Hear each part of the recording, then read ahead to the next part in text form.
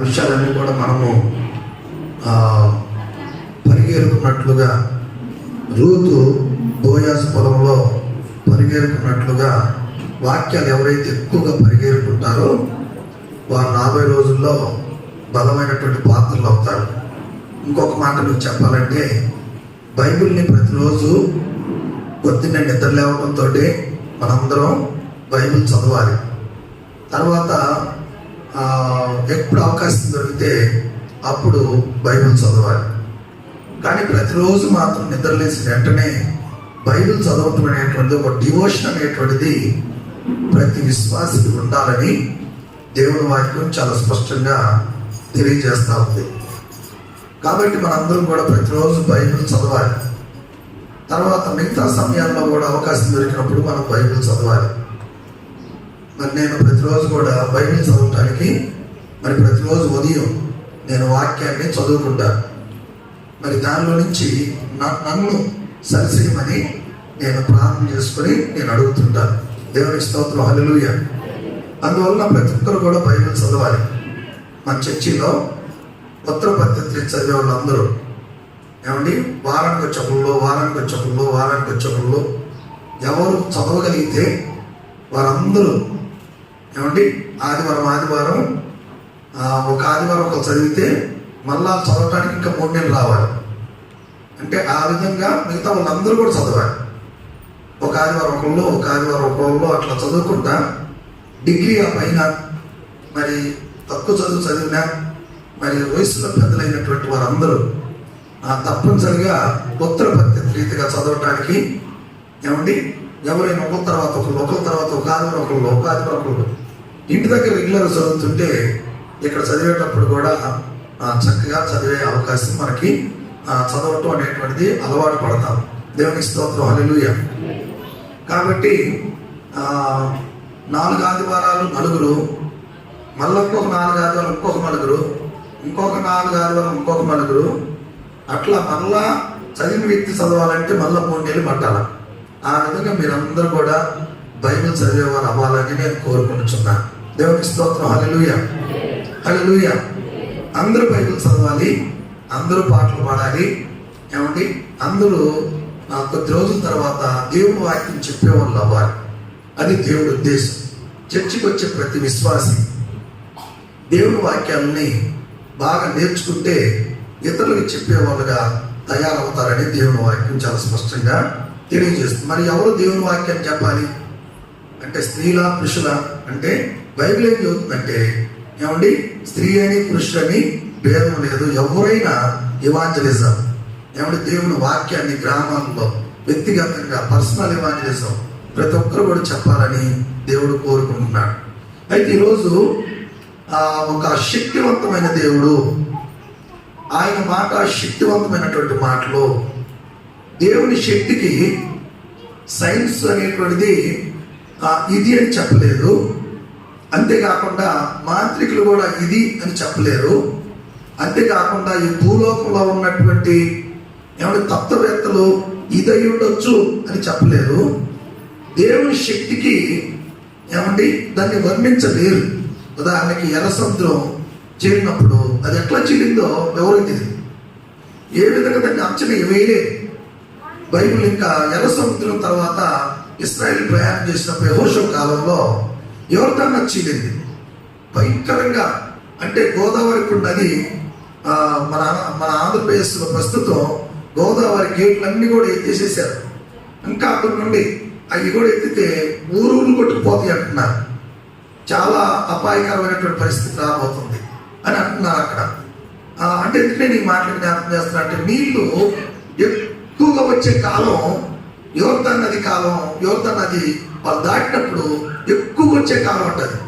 కానీ అట్లా స్పీడ్గా వచ్చే నీళ్లు దాంట్లో దిగితే కొట్టుకెళ్ళిపోతారు జనాలు. అంత బరవడికి వస్తుంది అక్కడ నీళ్లు. అటువంటి చోట యాజకులు అట్లా దిగ్గానే పాదాలు అట్లా పెట్టగానే నీళ్ళు వెనక్కి వెళ్ళిపోయాయి. నీళ్ళు వెళ్ళిపోయినాయి. వరవడికి వచ్చే నీళ్లు వెనక్కి ఇట్లా వెళ్ళిపోతాయి. ఇట్లా లేకపోతే ఇట్లా వెళ్ళిపోతాయి. హల్లెలూయా. ఎంత అద్భుతం. బైబిల్ ఉన్న మాట ఏంటంటే, నీళ్లు ఏకరాశి ఆయను అని ఉంది బైబిల్లో. ఏమనుంది? నీళ్లు ఏకరాశి ఆయన. బా ఇంత నీళ్లు ఇట్లా వచ్చి ఎట్లకి వెళ్తాయి? అది అగ్రికల్చర్ ఉన్న అడిగిన చెప్పలేదు. ఏమండి తర్వాత డ్రిప్ లేకపోతే సిస్టమ్ అరేంజ్ చేసే వాళ్ళనైనా చెప్పలేదు. లేకపోతే ఇరిగేషన్ డిపార్ట్మెంట్ వాళ్ళని అడిగినా కూడా దాని గురించి వివరాలు చెప్పలేదు. ఇంకా ఎందుకంటే సైన్స్కు అతీతమైనటువంటిది దేవుడి శక్తి, ఈ లోకానికి అతీతమైనటువంటి దేవుడి శక్తి. అయితే ఈరోజు దేవుని వాక్యంలో రోమీయులకు రాసిన పత్రిక 5వ అధ్యాయం మీరు అందరూ చదివచ్చు ఉంటారు. దాంట్లో 2 మాటలు మీకు చెప్పాలని నేను కోరుకుంటున్నాను. దేవుడి నీతి ఒక వ్యక్తిలోకి వస్తే దేవుడిచ్చే ఫలాలు, దేవుడిచ్చే ఫలితాలు, అది మొట్టమొదటి మాట నేను చెబుతాను. 11 వచనాల్లో దేవుడిచ్చే ఫలితాలు కనిపిస్తాయి. తర్వాత వచనాల్లో దేవుని శక్తి ఏమంటే మనిషిని మారుస్తుంది, దేవుని శక్తి క్షణాల్లో శుద్ధి చేస్తుంది, అది ఎవరికి అర్థం కాదు అనే విషయం మనకి 12వ వచనం నుండి 21వ వచనం వరకు దేవుని శక్తి ఎంత, దేవుని శక్తి ఎలాంటిది అనేది మనం చూస్తాం.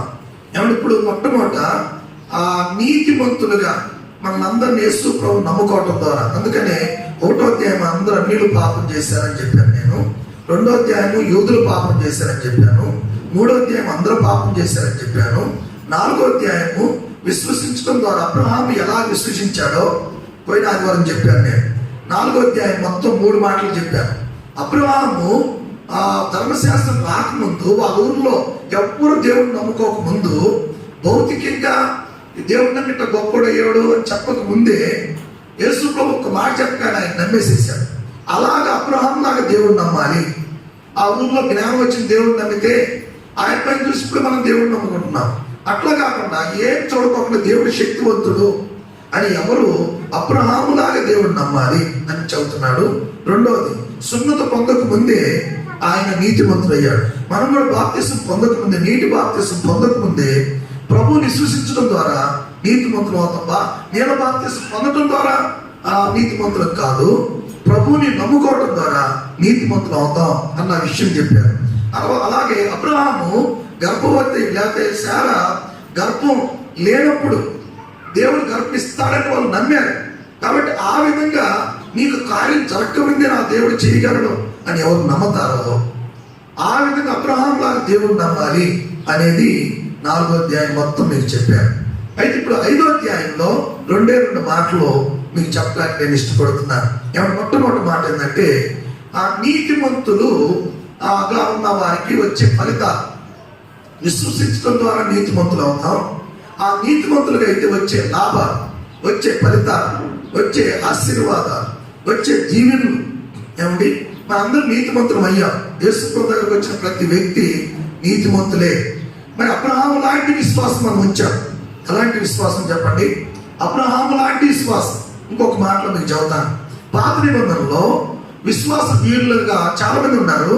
వాళ్ళ 3 పేర్లు చెబుతాను నేను.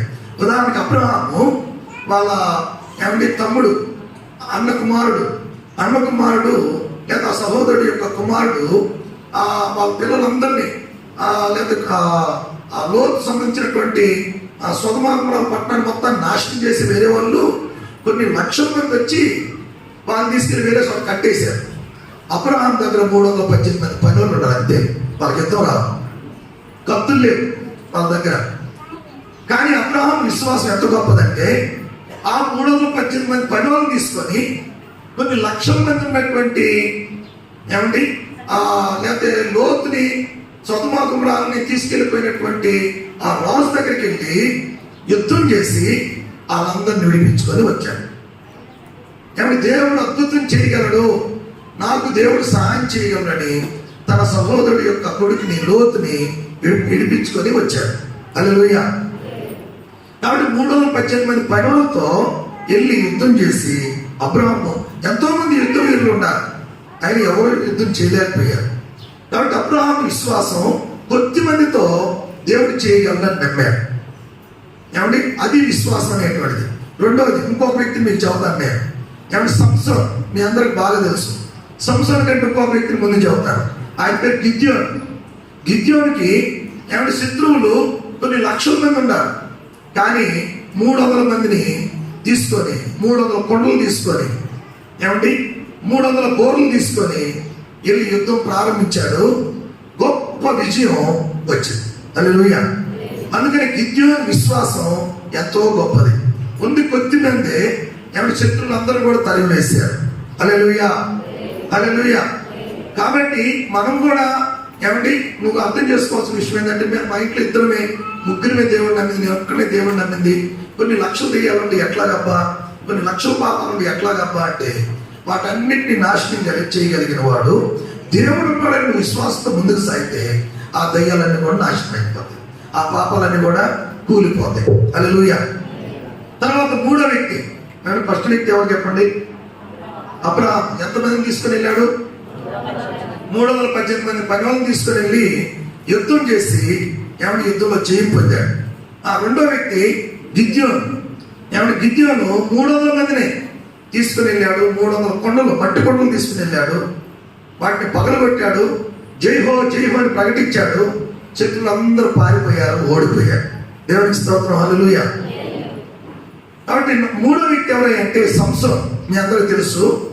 వాళ్ళ నాన్నలు ఏమండి ఫిలిస్తీన్ యొక్క తోటలని తగలబెట్టాడని ఫిలిస్తీన్లు అందరూ వచ్చి ఆ సంసోన్ వాళ్ళ నాన్న మీద తగాదికి వచ్చారు. ఆ ఊరి మీద పడ్డారు. మీ ఊరిని తగలబెడతామన్నారు. ఆగండి, ఆమెను తగలబెట్టొద్దు, మా ఊరిని తీసుకొస్తాం, ఎక్కడి నుండి ఎత్తుకొని పట్టుకొస్తాం, వాడిని ఏమన్నా చేసుకోండి, మీరు వాడిని చంపేసుకోండి అని వెళ్ళి కొండల్లో ఉన్నటువంటి సంవత్సరాన్ని కాలు చేతులు కట్టేసినట్టుగా మేము కాపాడుతాంలే, మేము అతను చూసుకుంటాంలే, మీరు రారా అని బతిలాడుకొని తీసుకొచ్చి అక్కడ ఆ శత్రువులకు వదిలేసేసారు. తల్లిదండ్రులు ఏమన్నా అందరూ వదిలిపెట్టారు, బంధువులు వదిలిపెట్టారు, ఆయన్ని స్నేహితులు వదిలిపెట్టారు, అందరూ శత్రువులకు వదిలేసి వెళ్ళిపోయారు. శత్రువులు సుమారుగా 3,000 మంది అక్కడ ఉన్నారు. చాలా మంది ఫిలిస్తీన్లు ఉన్నారు. ముక్కలు ముక్కలు చేయడానికి రెడీగా ఉన్నారు. ఆ సమయంలో సంవత్సరం దేవుడి మీద ప్రార్థన చేసుకుని దేవుడి మీద ఆధారపడ్డాడు. ఆకాశం నుండి దేవుడు ఆత్మ ఆయన మీదకి వచ్చింది. ఒక్క దవడ ఎముక, ఇలాగ దవడ ఎముక ఒకటి తీసుకున్నాడు. ఇక్కడ పక్కన గాడిద దవడ ఎముకని ఉంది, అది కూడా పచ్చి ఎముకని ఉంది. నేను అనుకోవటం ఏమనుకుంటున్నానంటే, నేను అనుకోవటం అక్కడ పక్కన ఎక్కడ గాడిద, వాళ్ళు గాడిద మీద ఎక్కొచ్చారేమో, ఆ గాడిదని పడగొట్టి గాడిద దవడిని అక్కడ పీకేసేసి, చాలా బలవంతుడు కదూ ఏమంటే అప్పుడప్పుడు ఆ దవడ పీకి ఆ దవడతో ఇప్పుడు రెండు నా మీదకి నిలబడ్డాడు. దేవునికి స్తోత్రం. హల్లెలూయా.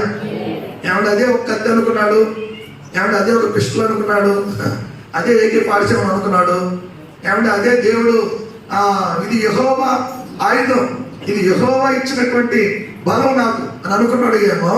మొత్తానికి సంసోను అక్కడ నిలబడి వెంటనే ఏమండి ఆ యుద్ధం చేస్తూ ఉదయం నుంచి సాయంత్రం వరకు సుమారుగా 1000 మందిని చంపాడు. ఎంతమందిని? 1000 మందిని చంపితే మిగతా 1000 మంది పారిపోయారు. ఆ 1000 మంది చచ్చిపోయిన వాళ్ళని ఏమన్నా చచ్చిపోవడం ఒక ఎత్తు అయితే, చచ్చిపోయిన వాళ్ళని 2 కోలేసాడంట. 500 మంది ఒక్కువ, 500 మంది ఒక్కువ ఏమండి 2 కోలేసాడంట. ఆయన ఎవరంటే సంసోన్. ఎంత బలాన్ని చూడండి. ఒక్క శవాన్ని ఎత్తాలంటే ఏమండి బతుకున్నప్పుడు ఎత్తుకోవచ్చు కానీ చనిపోయినప్పుడు ఎత్తలేని చాలా కష్టం. కానీ అటువంటిది 2 కోలేసి ఏమంటే ఎంత బలాఢ్యుడో సంసోన్ చూడండి. అంత బలం ఎవరిచ్చారంటే దేవుడు ఇచ్చాడు. కారణం ఏంటంటే దేవుడి శక్తి మీద ఆధారపడ్డాడు. లేకపోతే విశ్వాసం అంత గొప్పగా ఉంది సంసోన్కి. మనం కూడా భయపడతా ఉంటాం. ఏమండి ఈ పాప నన్ను కొట్టిద్దామో, ఈ కూతురు నా మీద వస్తాయేమో, లేకపోతే ఇది నన్ను నాశనం చేస్తుందేమో, ఏమండి లేకపోతే ఇక్కడ దెయ్యం ఉందేమో, ఇక్కడ పలానా చోట ఇల్లు వచ్చి నన్ను నాశనం చేస్తారేమో. నువ్వు అనుకోవద్దు. దేవుడి పక్షాన ఉంటే దెయ్యాలు చచ్చిపోతాయి, పాపాలు చచ్చిపోతాయి, చెడుగు చచ్చిపోతుంది. హల్లెలూయా. సంసోను ఏమంటే ఒకే ఒక్క ఆయుధం ఏంటంటే ఏమంటే పచ్చి గాడిద దవడ తీసుకొని గొప్ప యుద్ధం చేశాడు. మనకు కూడా ఉంది ఒకే ఒక్క ఆయుధం ఏంటంటే ఏమంటే దేవుడు నమ్ముకున్న పిల్లలకి దేవుని వాక్యం. ఏముందంటే మన దగ్గర దేవుని వాక్యం. ఎక్కువగా నువ్వు వాక్యం ధ్యానించినప్పుడు దెయ్యాలు పారిపోతాయి, దురాత్మలు పారిపోతాయి, ఓడిపోతాయి. ఏమండి నీలో ఉన్నటువంటి చెడుగు కూడా పారిపోయింది. దేవునికి స్తోత్రం. హల్లెలూయా. ఈరోజు 5వ అధ్యాయం 1వ వచనంలో విశ్వాసం అనే పదం కోసం ఇదంతా నేను చెప్పుకొస్తున్నాను. ఏమంటే బైబిల్లో విశ్వాసం అంటే ఎలాంటి విశ్వాసం? ఏమంటే అక్కడ రాయబడి ఉంది, విశ్వాసం ఉంచటం వలన ఏమైనా నీతిమంతులుగా తీర్చబడుతున్నాం. విశ్వాసం ఉంచడం వలన నీతి మనకు వస్తుంది, విశ్వాసం ఉంచడం వలన నీతి మనకు కలుగుతుంది అని అన్నాడు. బైబిల్లో 3 చోట్ల ఏమండి నీతిమంతుడు విశ్వాసం మూలంగా జీవించును అక్కడ రాపించండి. ఏమంటే అక్కడ హబక్కూ గ్రంథంలో ఉన్నటువంటి దాన్ని రాపించండి. నీతిమంతుడు విశ్వాసం మూలంగా బ్రతుకునని అక్కడున్నటువంటి ఆ స్తంభానికి లేకపోతే అక్కడున్నటువంటి భీముకి రాపించాను. దేవునికి స్తోత్రం, హల్లెలూయా. ప్రభువులారా, ఇక్కడ నేనేం జ్ఞాపకం చేస్తానంటే నీతిమంతుడు విశ్వాసం మూలంగా జీవించును అనే మాట అక్కడ బైబిల్లో 3 చోట్ల రాయబడింది. ఒక విశ్వాసి యేసు ప్రభువుని నమ్ముకున్న తర్వాత యేసు ప్రభువునందు విశ్వాసం ఉంచినప్పుడు నీతిమంతుడు అవుతాడు. ఆ నీతిమంతుడైనటువంటి విశ్వాసి ఏమైనా విశ్వాసం ద్వారా భక్తి ప్రారంభిస్తాడు, విశ్వాసం ద్వారా జీవితాన్ని కొనసాగిస్తాడు, విశ్వాసం ద్వారా జీవితాన్ని ముగిస్తాడు. హల్లెలూయా. ఏం చెప్పండి, మీరు అందరూ చెప్పాలి. విశ్వాసం ద్వారా జీవితాన్ని, క్రైస్తవ జీవితాన్ని ప్రారంభిస్తాం. రెండోది విశ్వాసం ద్వారా క్రైస్తవ జీవితాన్ని కొనసాగిస్తాం, విశ్వాసం ద్వారా ఏమంటే జీవితాన్ని ముగిస్తాం. ఇదే ఏమండి ఆ క్రైస్తవ విశ్వాసం. ఇక్కడ దేవుడి వాక్యం చెబుతుందంటే విశ్వాసం ఎలా ఉంచాలి. అబ్రహాము ఏమంటే క్రియలు లేకుండా విశ్వాసం ఉంచాడు, ఆయన నీతిమంతుడిగా తీర్చబడ్డాడు. ఇదిగో ఆ దయ్యాలు, దురాత్మలు, పీడ పిశాసులు, చెడుపులు రకరకాలైనటువంటి ఈ లోకంలో మన మీద ఉన్నాయి. సంసోను లాంటి విశ్వాసం, అబ్రహాం లాంటి విశ్వాసం, గిద్యోను లాంటి విశ్వాసం, ఈ మాటలన్నీ హెబ్రీయులకు రాసిన పత్రికలో ఉంటాయి. దేవునికి స్తోత్రం, హల్లెలూయా. ప్రభువు ఇక్కడ ఏం జ్ఞాపకం చేస్తున్నాడంటే చూడండి, మా బైబిల్ గ్రంథం చదువుకుందాం. బైబిల్ గ్రంథంలో రోమీయులకు రాసిన పత్రిక 5వ అధ్యాయం 1-2 వచనాలు చదువుకుందాం. చదవండి. కాబట్టి విశ్వాసం మూలమున మనం నీతిమంతులుగా తీర్చబడి మన ప్రభువైన యేసుక్రీస్తు ద్వారా దేవునితో సమాధానము కలిగి ఉందుము. ప్రభువునందు ఇక్కడ ఏం రాయబడిందంటే విశ్వాసం వలన నీతిమంతులుగా మనం తీర్చబడుచున్నాము అంటున్నాడు భక్తుడు. విశ్వాసం వలన నీతిమంతులుగా తీర్చబడుతున్నాం. మరి ఆ విశ్వాసం దేన్ని మనం విశ్వసించాలి? ఒకటి నువ్వు అర్థం చేసుకోవచ్చు, నేను అర్థం చేసుకోవాల్సింది, మన కోసం కోళ్ళు రక్తం లేకపోతే మేకల రక్తం ఇవన్నీ చిందిస్తే మనకి పుణ్యం వచ్చింది, మోక్షం వచ్చింది, మన పాపం పోయిందని మన పితరులందరూ చెబుతున్నట్లుగా ఏమండి.